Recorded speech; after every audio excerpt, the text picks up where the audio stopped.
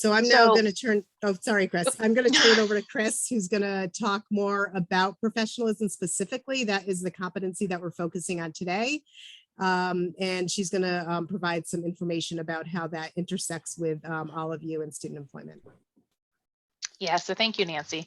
So one of the things that we really wanted to do, as Nancy mentioned, was to bring all of you together in a thought of really showing how you as student employee supervisors really help to set the core fundamental for the students on our campus for life beyond graduation. We really want to kind of empower you to see how you play as vital a role in their personal and professional developments, just as much as faculty members do on the campus. The thought that the idea of learning key theories, ideas, skill sets, they really develop more beyond pedagogical theory, and that there's really more to continued practice and real-time implementation, as opposed to just the in-classroom facilitation and discussion. Very important, but also being able to implement those ideas of what they're learning and see those progress and transgress in real time is important. So as Nancy said, we're going to be focusing a little bit more on the aspect of professionalism today and really breaking down the idea of that competency a little bit more and give you a better understanding of what does that really entail, because it can be a broad term. Really the idea of the thought of being present and being prepared in how you present yourself in an employment environment and any kind of structured work arena. So it's really the idea of acting equitably with integrity and accountability, right? The idea of accountability being big. There's, accountability for my own actions and the work I do, but then those also progress to others that I may be working with as well, and the larger organization as a whole. Really the idea to maintain that personal brand, right? That positive personal brand that helps develop career values and follows that individual essentially for the rest of their life as well, being able to demonstrate that accountability and dependency that we've already kind of talked about with, being on time for meetings, being able to accomplish tasks, having that initiative to be able to run with a project if given without additional supervision or worry, the ability of understanding how to prioritize those tasks as well too, and really set out to achieve the goals that are being set either by the employee or the supervisor or organization. Having a strong attention to detail and understanding why that's so important, and also showing that high level dedication of wanting to do a good job, not just physically, I'm doing one because I have to, but because I want to. So how can you help your employees develop that aspect of professionalism, and how can you get them to really realize that and want to work on it themselves? So we're going to break down a little bit more today about how you as supervisors are going to be able to do that, or may already be doing that, through the ideas of performance expectations, feedback, evaluations, and also give you a little bit of an overview of the student employment disciplinary process, because that in some ways does play into it as well too, and we'll talk a little bit more about that in detail. We really kind of want to stress upon the idea that work is a two-way street. It's engagement equals production. If we think about our roles beyond just being supervisors, but also our roles as employees ourselves, right? And thinking about what motivates us and what keeps us going, the more we feel empowered to do our work, or that we're feeling good jobs, the more engaged we're going to be with giving that same level of dedication to our employees or to our employee, or excuse me, our employer. So really making sure that our student employees understand that as well. So I want to start today first with the idea of setting performance expectations. The reason the idea of performance expectations are so important is because it really reaffirms the roles and responsibilities that are expected of the individual in that role. Having a clear understanding of what is it that they are in fact doing and why are they doing it? And more importantly, how is that performance going to be measured? Are they understanding what in fact they are responsible for and what that outcome should look like, as opposed to just, here are some ideas in the job description that I read that I think I'm responsible for. The expectations also really show the idea of leading by example as supervisors. So being able to say, here's an idea of the work that we would like performed, and here's how we would like to see you, student employee, perform that, and also how I perform my work and why my work is important for me to do the way yours is. And also the idea of providing a safe space to ask questions in the setting expectations, maybe at the start of the employment. You want your employee to feel as though they can ask you questions related to the work that they might not be able to do, or maybe even provide suggestions in how that work can maybe be improved or adjusted slightly. The benefit of really implementing these ideas of establishing clear, effective expectations is that students are going to be able to better understand the work that they are doing and the impact that it actually has on your individual departments, but also the university as a whole. If they can see a little bit more about how they're making a difference, how they can understand how one thing they do might help another student, or it might help another staff member, or might help a prospective student for that matter, they're going to be more likely to want to demonstrate that level of dedication and want to be engaged a little bit more, which will ultimately lead them to have better performance with those expectations. We also think more from the perspective of students are going to emulate that positive behavior. So the more that they really show that you as a supervisor are saying, hey, here are the expectations I'm setting on myself to be a really great supervisor for you, the more I'm demonstrating my commitment to that, hopefully the more they will be likely to also demonstrate the commitment to their roles and responsibilities. They will then be able to feel more comfortable asking questions, soliciting ideas, and become better individual contributors themselves as well. Going further into the idea of really delivering and soliciting feedback. So this is essential in any critical component of any role. If we think about it as supervisors, us getting feedback from our supervisors as well too, as far as goals we might be developing for next year or communication styles. The purpose of that feedback is really to provide constructive criticism, right? The idea of how that criticism is delivered as well is just as important. So it's not just here's feedback for the sake of feedback, but also a little bit more and here's the feedback and here's why it's the feedback. When we think of delivering feedback, it's also important to think of the idea of the sandwich method. So, right, it's just not I'm giving feedback and it's just something bad and here's something work on improving this. It's really the idea of, here's something you're doing really well. Here's how we've seen this contribute to our department. Here's something we might want to work on a little bit more moving forward. And here's some ideas on maybe how that can be done. But overall, the accomplishments and achievements you've made have been really great. So the idea of giving that employee a little bit more positive reinforcement as well. So that way, again, they see you invested in their work and also remain invested in the work they're doing, as opposed to feeling that I'm just getting feedback and my manager's not happy with the work that I'm doing, which can have a negative approach to their overall confidence and performance. Really, with feedback as well too, it's also important to think about the idea of providing an opportunity for 360 feedback. So not always a supervisor to employee directionality, but also that full circle where it's the supervisor to employee, but then also providing an opportunity for the employee to provide feedback to you as a supervisor. Maybe the employee appreciates the constructive criticism and feedback you're providing, but maybe the manner in which it's being delivered might not be conducive to their learning style or implementation style. So providing them, again, going back to the previous slide, that open and safe space to talk about, ask questions, really feel their voice is important, because ultimately that's going to empower them as well too. So students are going to learn to provide that feedback to you in a sense of managing up, but ultimately down the road, that will hopefully also allow them to think about how they might provide feedback to others, whether in the future it's peers, additional supervisors, or maybe even them in a promotional role of being a supervisor themselves, now providing to their direct reports.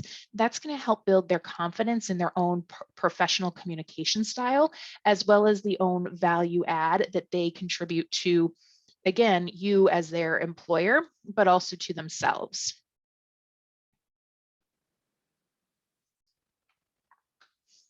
The idea of performance evaluations is also very important in this, because the performance evaluations are really what are those hard, tangible items that students can look back on. These are where they can think about using these to develop future goals, potentially related to learning outcomes.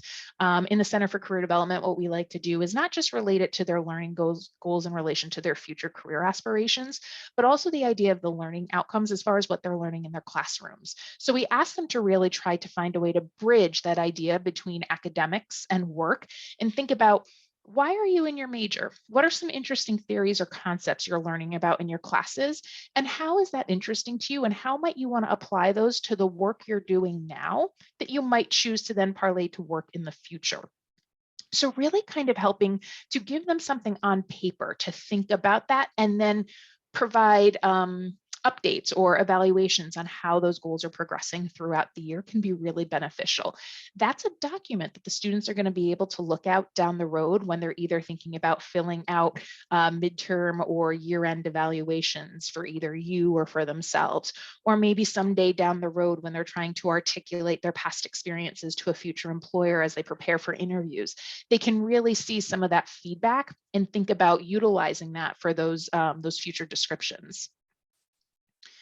Performance evaluations are also going to focus on areas of strength as well as areas of development. So again, the idea of being able to really build on the confidence they already have, but also continue to empower them to feel confident in the areas that maybe aren't so great, as opposed to just maybe harping on what do you need to improve. Students will tend likely to hear more of just the, here's what you need to do better, here's what you need to do better, here's what you need to do better. If a student gets a not so great grade on a paper, they immediately think of, what did I do wrong? How can I do better? If they have that great grade, they think of, great, I'm doing great. I need to keep up these study habits. I need to keep up these writing habits. The same process goes into the work that they're doing, right? So the more of that positive reinforcement, they look at what I'm doing. This is great. How can I keep doing this? Along with that area for development of, okay, maybe I can improve this as well too. Maybe I can have this mimic what I'm already doing great, will also help. And then maintaining a schedule of frequency for that feedback as well too is going to be helpful for the student. So they hear that more in real time, as opposed to, oh yeah, this thing that you did a couple months ago, that was great, but I really need you to improve it, right? That more in the moment, so they can further reflect upon what they did and what really happened, as opposed to trying to recall the results, or excuse me, the outcomes later down the road. The benefit of all of this will again allow the students to better understand what they need to be successful in change in the future, right? Understanding what happened in that moment, what were the feelings that were associated to this, what was I actually doing, as opposed to being asked to recall the little details down the road. And they're going to see these immediate impacts being made, which is ultimately going to help you as a supervisor increase that production and positive work environment, because ultimately you're going to start to see less errors being made, because these are going to be corrected and thought about in real time. They're going to feel more confident making those changes moving forward, increasing productivity. They're also going to become ultimately more engaged. Again, coming back to that idea of increasing that performance.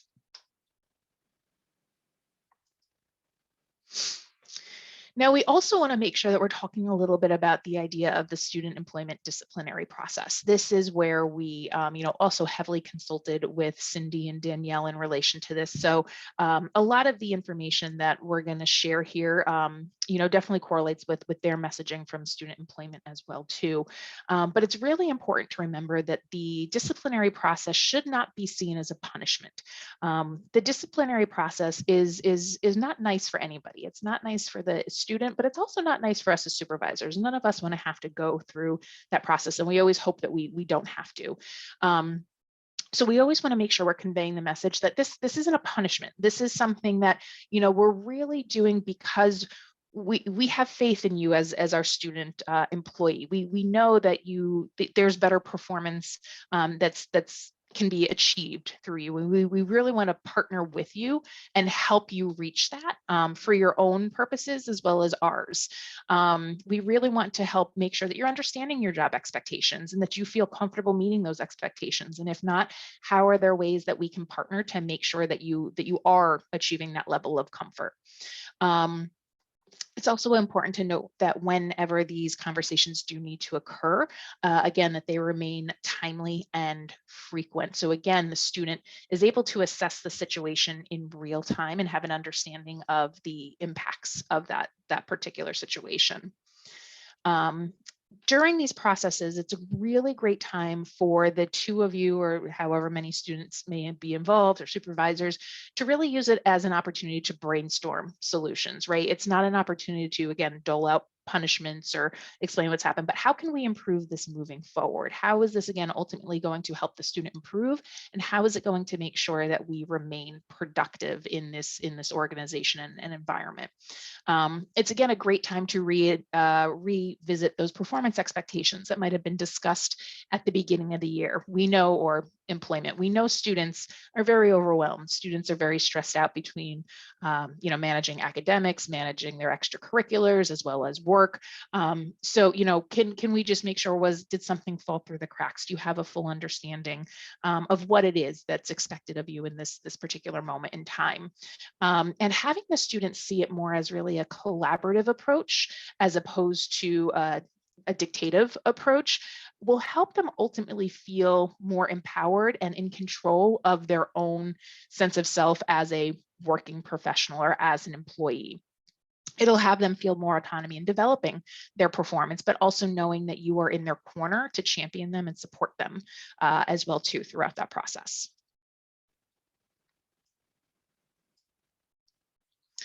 When you think about the disciplinary process, it's also important to remember that this is an ongoing approach. This is something that's going to be multi-steps. So you have the idea first of counsel, right? While this isn't necessarily a formal step in most approaches, if you look at the student employment website, you won't necessarily see this particular step outlined in the overall step process, but it is something that's important to really think about, and that it should be ongoing, right? The idea of counsel should be something that's every day throughout the student's employment with you.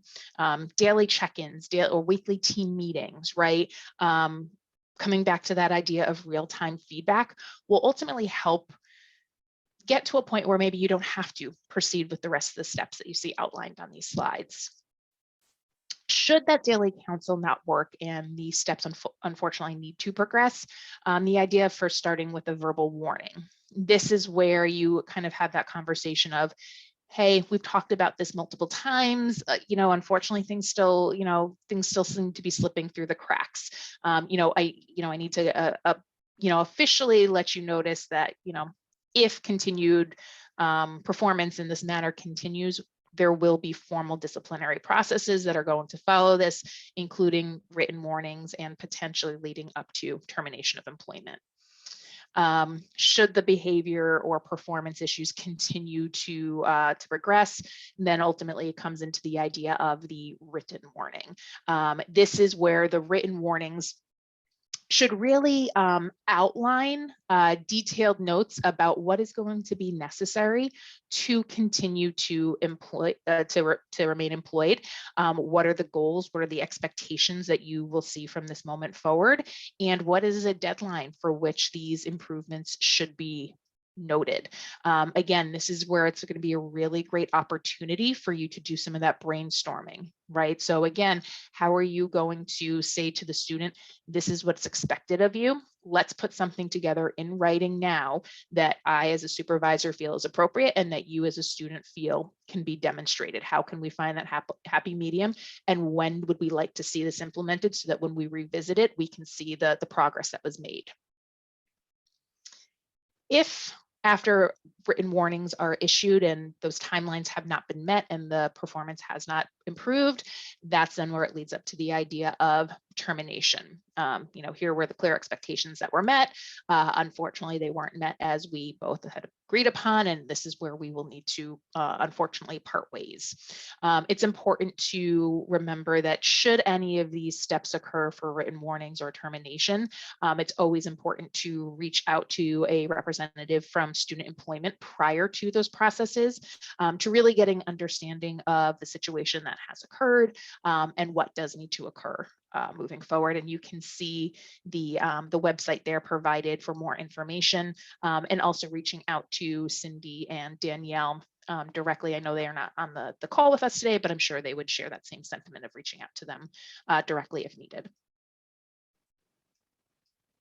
So with that, I am now going to pass it over to Nancy to give some more information on staying informed about these ideas, as well as some future opportunities for supervisors. Great. Thanks. Thank you so much, Chris. We're really hoping that, incorporating professionalism into the workplace will hopefully possibly prevent some of those disciplinary conversations that you have to have by setting up expectations and emulating positive behaviors in the workplace and those types of things. Unfortunately, many of us throughout our careers will probably have to have one or two conversations like that. But hopefully this will, thinking about professionalism, then of course, how it can help our students. And before I go on to talk about upcoming events, I wanted to share with you all Becoming Career Ready. I'm putting that in the chat, and that's our website that includes the NACE Career Readiness Competencies, where you can learn more about all of them. And it's also a site to help students think about becoming career ready. There's a definition about what becoming career ready is, why it's important to them. These are important skills and competencies that employers look for. And we as a university community obviously want our students to succeed. And you in your roles are a great resource, mentor, supervisor to help them think about these skills and how they're gaining them, because they're gaining them in classes, they're gaining them in your work, they're gaining them in extracurricular activities, and internships, and so much more. And sometimes they don't realize they are gaining these skills in this space. So Chris was kind enough to share it, Becoming Career Ready here. So there's a resource, and this is sort of a deviation. So there's a resource here, Am I Career Ready, where students can determine how career ready they are within each of those competencies. It's through Focus 2, and students can take this short quiz or assessment and find out from each of the competencies what level they are. So maybe they realize through that their critical thinking skills need the most work. So, through conversations with you or in other spaces, they can work on gaining the skills that are maybe aren't as well developed as others. So I think that would be a great resource for you all. And so I decided I wanted to put that in the chat just so you have that available quickly. So with that said, we'll go back to the PowerPoint. Thanks for your flexibility, Chris. Not necessarily one of the competencies, but it should be, and it's probably incorporated into some of them as well. So we are planning to have more of a series around competencies in student employment. And our next session is in March, and it's best practices for evaluating student employees. And I did get a question in the chat. Is there an updated rubric to help us evaluate student employees around these competencies? And that's what we'll be presenting on. So more to come on that. We're also in the May-June timeframe. We'll be working with student employment on creating effective job descriptions and hiring strategies. And this will also be around how can we embed some of the career competencies possibly in our job descriptions. So students and hiring managers both kind of know what the expectation is even before the job starts. And then the final one that we have for this semester, this part of the year, is in July or August, interviewing with career readiness competencies in mind. We'll work with student employee supervisors around how to use competencies in the interview process for you all to be able to really identify the best candidate or candidates for your role. Want to give you some information on the best ways for you to stay up to date on what is being offered through this collaboration. Many of you probably learned about this through the Student Employment Listserv, but you might not all be part of that. So we do, Cindy has a student employment listserv that she definitely encourages all student supervisors to enroll in. And there's information here on how to enroll, and we will send this information in a follow-up as well. And it's just really important because not only can you learn about these types of opportunities, but you'll get reminders regarding payroll dates and deadlines, student employment updates as it surrounds COVID-19, minimum wage increases, notifications about upcoming events, National Student Employment Week and others, and newsletters as well. One of the initiatives, the primary initiative through the Center for Career Development is Career Everywhere. And some of you may be familiar with this. But Career Everywhere was developed about 1.5 years ago, 2 years ago, where the Center for Career Development understands that not all students are going to come to the center to around career planning or career development.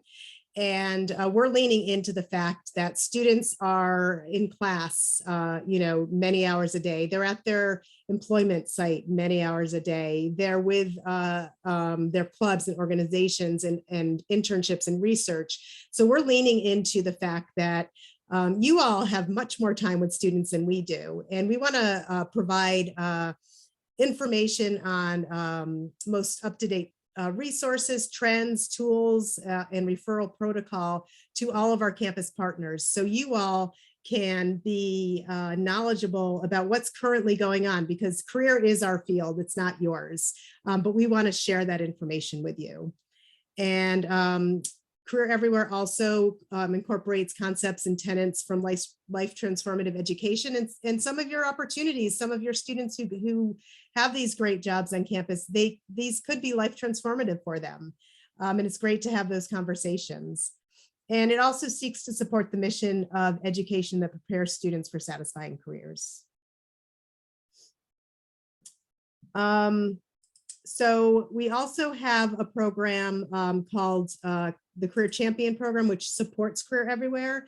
And there will be a link that one of our colleagues, thank you, Ami, is putting in the chat. So if you're not a Career Champion, we would encourage you to become one.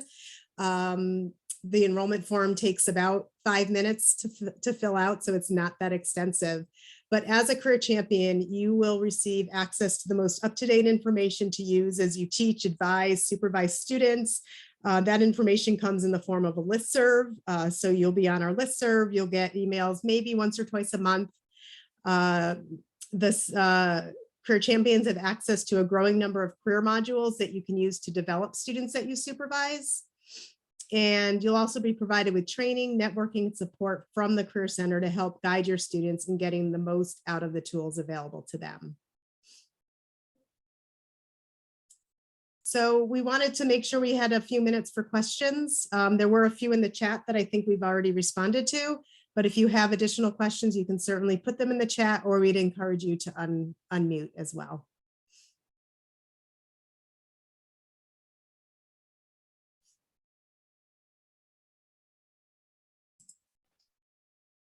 And while some of you might be thinking of the questions, I'm just going to go ahead and put up contact information on the screen here for both Nancy and myself in the Career Center, but also for Cindy and Danielle in the Student Financial Aid Services Office or Student Employment, who weren't able to join us today. So a question about the career modules. So Nancy, are those available through the emails that are sent through the Career Champions program, or how would one get to those modules? If you are a Career Champion, they are on our Career Champion resource page. So you can see we have interviewing, we have, I'm blanking, LinkedIn, resume writing. And here's the career resource page that Chris is demonstrating.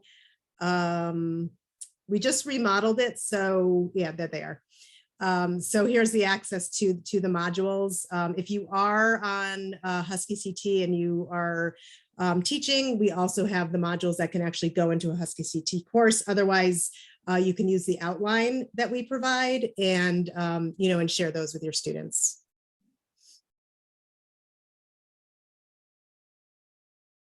So all of the information that we have is for our career champions is in this resource page. And it's a great way to just learn about how you can collaborate with us. We'll also be happy to come in to talk to your student staff if you wanted to around any of these topics, if you have regular professional development or just wanted to get your students together for something like that. Thanks for the question, Steve. Thank you.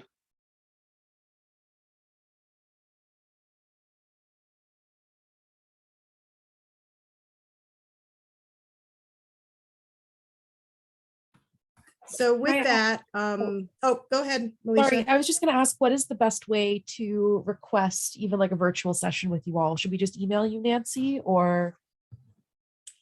You can certainly email either Chris or myself. We also have on that career champion page a request for presentation that you could fill out. But if you're not really sure where to find that, you can certainly reach out to us as a starting point for sure.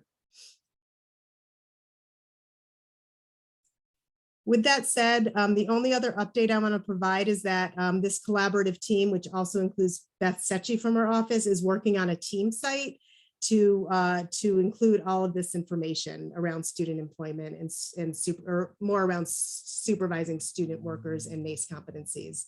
So that might not be out for a few months, but we will share that with you when it's ready. So thank you so much for being here with us and taking your time. And if you have any follow-up questions, please let us know, and we will be following up with you probably next week with the content from today's presentation. So thank you so much. Thank you, everybody. Have a great weekend. Thank you.